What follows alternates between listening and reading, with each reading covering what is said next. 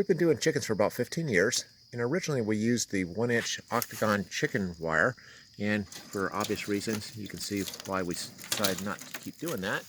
And we've switched over now to the 1/2-inch hardware cloth, which you'll get about 2 to 3 times the life out of. This coop is about 12 years old, and all of the 1/2-inch galvanized wire is still in good shape, where the chicken wire is just basically disintegrated. The chicken wire that came from Lowe's and Home Depot was pretty good quality, and it lasted maybe 6-7 years. The chicken wire we got from Tractor Supply was junk, and this is basically what you end up with after about 2 or 3 years. It just literally just falls apart, from just rust. So today what we're doing is we're going to go ahead and rescreen this thing with this 1/2-inch galvanized wire cloth, which that has held up pretty well.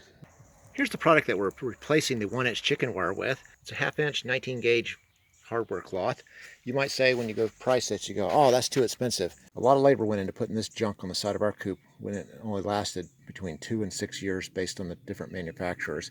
So I only wish that I went and spent the extra money and did it right the first time. Hey, we'll be back in a little over 60 seconds, and we're going to pause real quick to see if you need any eternal repair. You might say, eternal repair? What's that? Well, hey, consider your whole life. In all your life, have you ever told a lie before? I have, and I'm sure you have too. We all have. Also consider, have you ever stolen something, even no matter how small it was? I'm sure you have, and I have too. The whole point of where I'm going with this is those two rules, lying and stealing, those are 2 of the 10 commandments in the Bible, which define what sin is. So if you've broken even one of those rules, no matter how small it was, that means you've sinned, and we all have.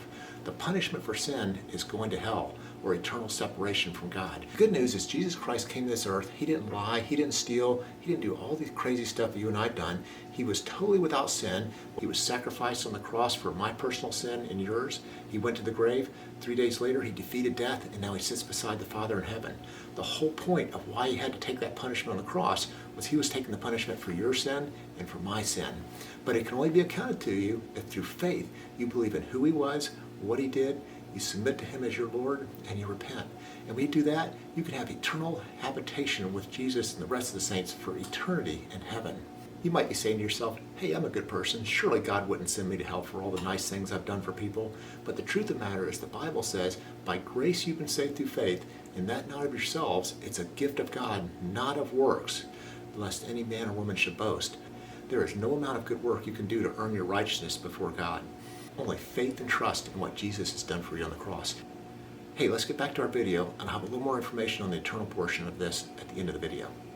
One of the disadvantages to this 1-inch chicken wire, we've actually seen egg-eating snakes pass right through this wire where their bodies were almost twice as big as the holes in the wire. However, as they go through, their body will contract and they can pass right through it.